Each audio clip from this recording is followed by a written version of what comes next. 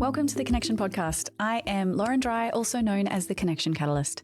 Connection and this podcast for me is personal.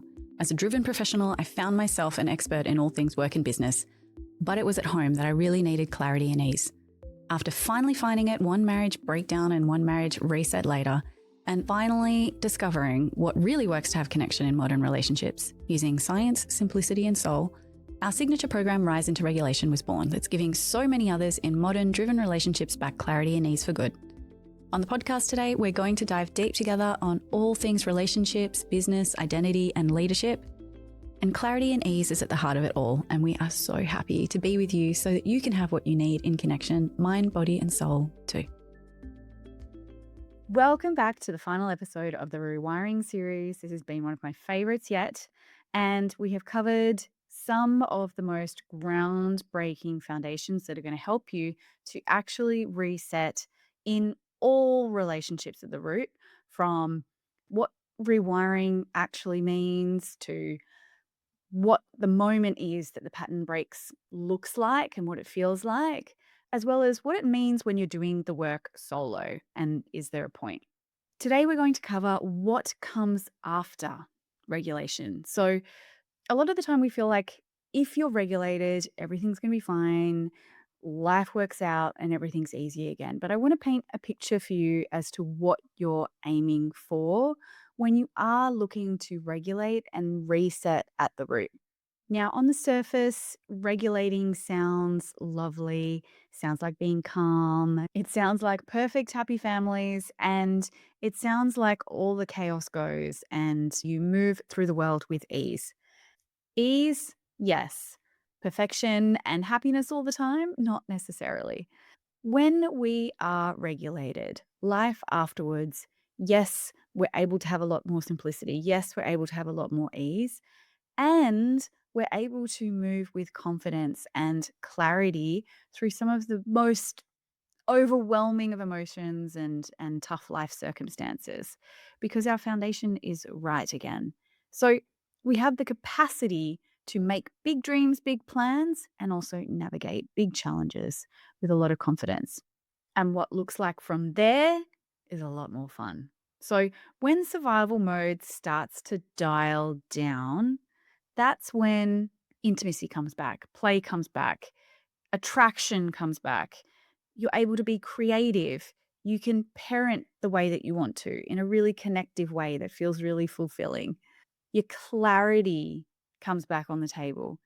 And even with things like work, especially if you're a business owner, your business decisions improve significantly because that clarity is there and you're no longer making survival decisions that affect your business, your employees, and your family. Intimacy, sex feels safer and more connective, and you're able to rest more because it doesn't feel so dangerous. And most importantly, you're able to receive support because that's possible now. You're no longer feeling as though if you ask for help or if you feel yourself open to receiving care and support, you're not going to be let down because you have a lot of clarity around what actually is possible. After regulation, what we're reducing most is chronic stress. This doesn't only affect our relationships, it helps us to have more emotional flexibility. To paint a picture for you, Caitlin and Steve joined Rise, yes, to become more regulated, but also to learn how to co-parent because their relationship was over. They had been working at it for 22 years. They had done probably some of the most extensive relationship work that I'd seen two people throw themselves at before. They had done ayahuasca ceremonies together and solo. They had done joint therapy, solo therapy, trauma work. They had done meditations, journaling, retreats. They had done everything that you could possibly think of. And I think the people who really throw themselves into relationship work can sometimes feel the most debilitated when things do end, because it seems as though if they have such a level of intelligence and they have such an ability to problem solve, that they should be the ones to save the thing that's most important to them, and that's their relationship at home. And that hadn't happened. It had been decades, and they'd just come to this realization that it was time to let go. So they did come to Rise feeling a little flat, feeling defeated, but in a state of acceptance that it was time to move on, and they just wanted to work on their co-parenting because the dynamic was so toxic, and they really just wanted to pass on some new skills to their kids and learn how to be friends again. Now, from that place of acceptance, bravery, and curiosity, something unexpected happened, and they started to experience some wins. You'll see her firsthand account on my Instagram page. But to give you a bit of a picture as to what we want life to look like post regulation, some of the wins that you're going to experience are going to be dramatically unexpected and in the best of ways. Now, when I asked her what her wins are and what she's been experiencing after barely beginning Rise and finally having a lot of that clarity and ease back, the way that she described it was that her wins were too many to count. So she was able to come back to reconnection after 22 years of toxic patterns and disconnection and resentment and defensiveness and frustration after a death spiral that was never going to be resolved. That was huge. That was incredibly important for her when she first joined Rise because friendship, when they have adult kids at this point, was extremely important. They have a large network of interconnected, interwoven in laws and family relationships, and that was really important. Her second win was that her nervous system was more calm than she'd ever experienced. And because of that, she was able to get a lot more clarity from her co-parent, and that was important. It just seemed like they could never get on the same page. They could never understand each other because their nervous systems in survival mode just couldn't get on the same page. The third win that she has was that values discussions were not turning into battles anymore. So whether it was a conversation about whether the bins had gone out or splitting finances or organizing how they were going to parent the kids and still stay a team, the heaviest of discussions were grounded in a really, really strong foundation that they didn't have before. And they weren't turning into fights. After 22 years of the same dynamic and thousands and thousands of dollars being spent on other experts.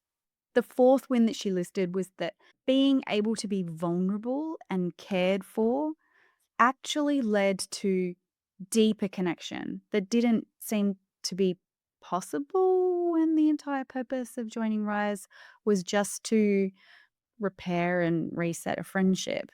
So that was incredibly unexpected for her and for him.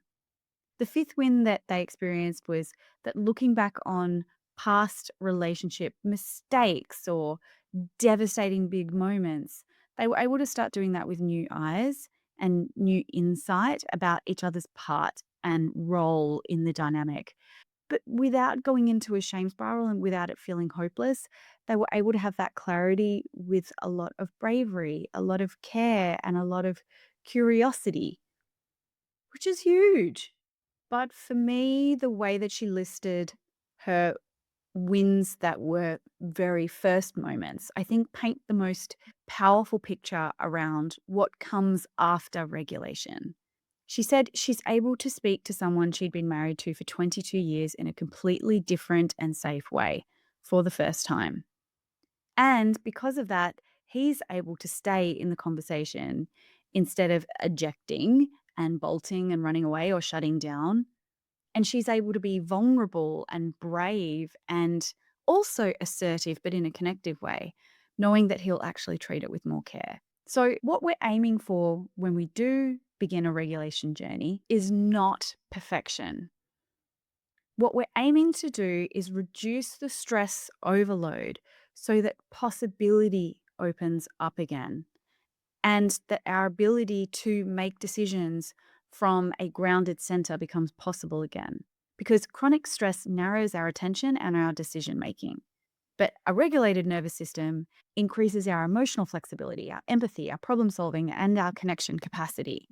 And one of my favorite studies that I refer to over and over and over again inside of the Connection podcast is the fact that secure relationships improve your physical health outcomes and your life satisfaction. So, the Harvard Adult Development Study found again and again and again over a period of 80 years plus that it's your relationship quality, how you can show up in relationships, the security you get from the relationships around you that most strongly predicts your well-being and your longevity. So once you have that ability to regulate, then you finally have the ability to have the relationships that serve you and meet your needs and that you get to contribute to in a way that doesn't feel like self abandonment. So, after regulation, what you finally get back is more capacity. So, there's more room within you to navigate really challenging situations without things blowing up or you needing to shut down. You also get more clarity. So, the emotional situations that you're dealing with, they don't get distorted and the truth doesn't get lost among your nervous system protection programs that can often sabotage what's really happening in the moment. Your connection improves, so you have more access to intimacy and repair because you're not in survival mode anymore. And those possibilities become safer to explore because you've got a really true picture of what's possible, not a survival response that creates connection as a form of dissociation or self abandonment in order to survive. You get your choice back. So you stop living in autopilot from a place where your patterns or your trauma responses are in control and play comes back. This is so, so important because so often, if you are operating from a baseline of stress, from a baseline of trauma programming, from a baseline where your nervous system is in control of your decisions, play goes off the table completely and joy just disappears from your life. So, having that become possible again, as opposed to something that you might temporarily experience every once in a while, what a gift because we're meant to experience joy and we're meant to share that with others. We're meant to help light up the world and share that light with others. And as Harvard's longest study on adult development shows us, it is the strength of our relationships and the joy we find in them that can give us the most satisfaction and fulfillment. And that is a gift that we give others, not just receive ourselves. The thing is, we can often think of regulation as just calm and just being zen and just having that perfection and performance of things being okay. But really, what we need to understand is that regulated people are more connected, more joyful, more silly, able to handle complex situations better. They feel more, they connect more deeply, and they stop micromanaging because they trust that the macro decisions will be taken care of in a way that's actually going to get their needs met. You move out of freeze mode and stuck mode, where decisions are made from survival, into a place where the whole world opens up before you. So, if you are feeling like you are in that stuck survival mode system right now, and your choices and your options feel really limited and overwhelming to even consider, what I'd love for you to do is a really beautiful somatic exercise that helps you to drop back into your body and start playing with possibility again. I want you to picture, without overthinking it, the possibility that in 5 years' time, you are sitting somewhere, you are wearing something, you are doing something, whatever it is, there's a tangible felt experience, there's an emotion, there's a sensation, there's a visual where you know you're exactly where you want to be. You're experiencing exactly what you want to experience. Maybe the details are a little fuzzy. Maybe you're not sure who the person is. Maybe you're not sure of exactly the location that you're at. But there are tangible, kinesthetic, and visual anchor points in this future moment in time that hasn't happened yet, where you know you've gotten exactly what you needed. I want you to pause and I want you to play with that reality. And if your mind starts to go, oh, I don't know what that reality could possibly be. I want you to validate for yourself that sometimes the words I don't know protect us from possibility. And that may be useful for a time. But take a second, pause, allow yourself to have that visual in 5 years' time of what life feels like. And the more detail you can put in place, what time of day is it? Is the sun shining? Are you sitting in the snow? Do you have a warm cup of tea? Are you laughing? Are there people around you? What does your body feel like when it's in the most regulated state that you can imagine?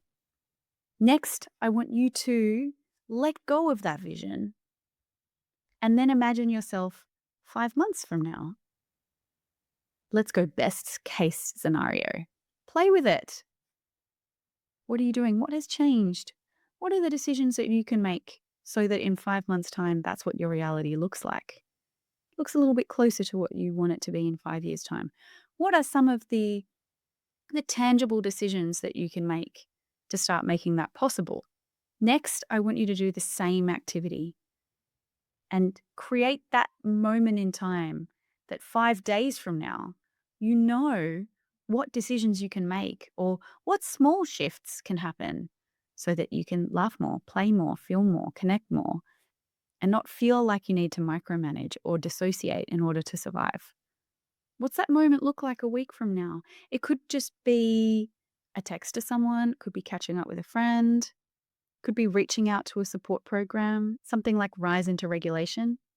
Now, what about 5 seconds from now or 5 minutes from now? What is that next decision? In Rise, we like to call it the one dumb thing framework. What is one dumb decision that you can make to validate to your body that you do get to laugh and play more, that you do get to regulate, that possibility can happen? Is it just standing up and stretching if you've been in a stuck physical state for a period of time? Is it playing your favorite song? Is it making yourself a cup of tea and just allowing those visualizations of what your life can look like in 5 years' time? And instead of training your body to only be prepared for what could go wrong, start preparing your nervous system, your body for all the things that are going to go right. Because the goal is not perfection. The goal is freedom from old patterns and old programming that served you for a period of time and did keep you safe in a season in the past. What life looks like after regulation, though, is hope. It's clarity, it's confidence, it's play, it's joy.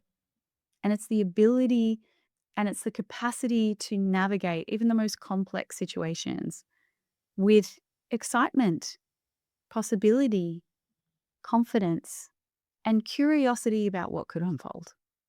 I'd love to hear from you about that visualization. Come and share it with me. Take those crazy big dreams and possibilities from something that lives in the imagination that doesn't seem quite real and turn it into something tangible. Write it down on a piece of paper, type it out to me in Instagram. I love hearing these stories and these visualizations that come from listening to podcast episodes like this.